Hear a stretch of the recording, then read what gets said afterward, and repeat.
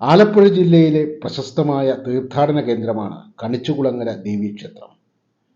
ലക്ഷക്കണക്കിന് ഭക്തർ ദർശനം തേടിയെത്തുന്ന ദേവീക്ഷേത്രം. ആദിപരാശക്തി ബാലികാഭാവത്തിലാണ് ഇവിടെ കുടികൊള്ളുന്നത്. കുംഭമാസത്തിലെ തിരുവോണം നാളിലാണ് പ്രധാന ഉത്സവം.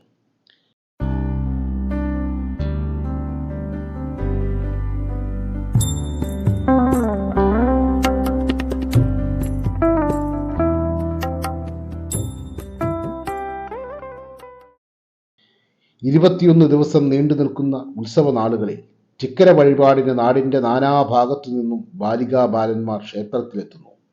കൊടിയേറ്റ് മുതൽ കൊടിയിറക്കുവരെയുള്ള 21 ദിവസത്തെ ക്ഷേത്രാചാരങ്ങളിൽ പങ്കുകൊണ്ട് ക്ഷേത്ര പരിസരത്ത് തന്നെ കഴിയുന്നു.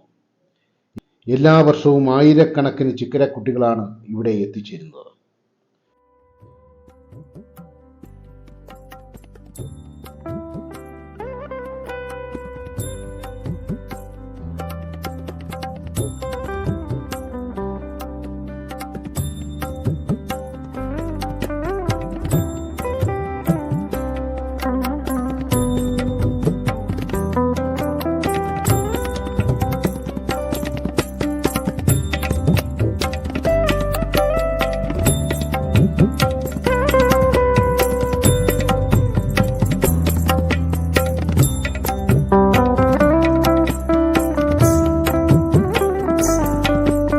ഓരോ ഉത്സവവും വ്യത്യസ്തങ്ങളായ അത്ഭുതങ്ങൾക്ക് സാക്ഷ്യം വഹിച്ചാണ് ഈ ക്ഷേത്രത്തിൽ അവസാനിക്കാറുള്ളത്.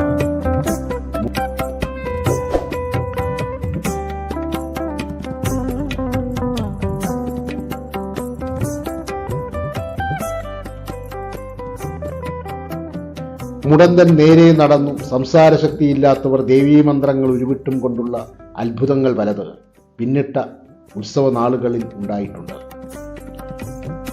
കുടുംബ ഐശ്വര്യത്തിനു വേണ്ടി നടത്തുന്ന പുഴുക്ക് വഴിപാടും പ്രധാന വഴിപാടാണ്. ജില്ലക്കകത്തും പുറത്തു നിന്നുമായി ധാരാളം ഭക്തർ ഈ വഴിപാട് നടത്താനായി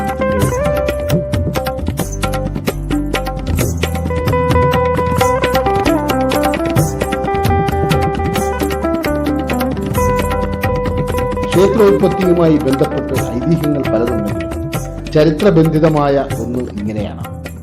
ടിപ്പുവിന്റെ പടയോട്ട കാലത്ത് മലബാറിൽ നിന്നും കടൽമാർഗം തെക്കോട്ട് സഞ്ചരിച്ച കുറെ ഹിന്ദുക്കൾ ഇവിടെ എത്തിപ്പെടുവാനിടയായി. അവരുടെ ആരാധനാമൂർത്തിയായിരുന്ന ഈ ദേവീ ചൈതന്യം അവരാണത്രേ ഇവിടെ പ്രതിഷ്ഠിച്ചത്. 1773 1790 ഇടയിൽ ഇവിടെ സ്ഥിരതാമസം ആക്കിയവരുടെ ശ്രമഫലമായാണ് ഈ ക്ഷേത്രം പ്രതാപൈശ്വര്യങ്ങൾ നേടിയത്. ജാതിമത ഭേദമന്യേ ഏവർക്കും ദർശനമനുവദിക്കുന്ന ക്ഷേത്രമാണ് കണിച്ചുകുളങ്ങര ദേവീക്ഷേത്രം. പ്രധാന പ്രതിഷ്ഠയ്ക്ക് പുറമെ ഗണപതി, ശിവൻ, സുബ്രഹ്മണ്യൻ, മഹാവിഷ്ണു, ധർമ്മശാസ്താവ് തുടങ്ങിയ ഉപദേവതകളും ഉണ്ട്.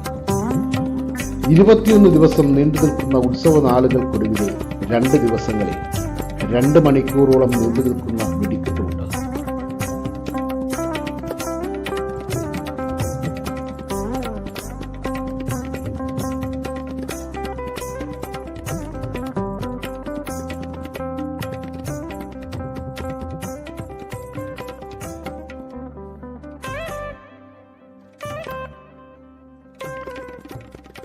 $6 കോടിയോളം മുതൽ മുടക്കിയാണ് ഇന്ന് കാണുന്ന കമനീയമായ ഈ ചുറ്റമ്പലം പൂർത്തിയാക്കിയത്.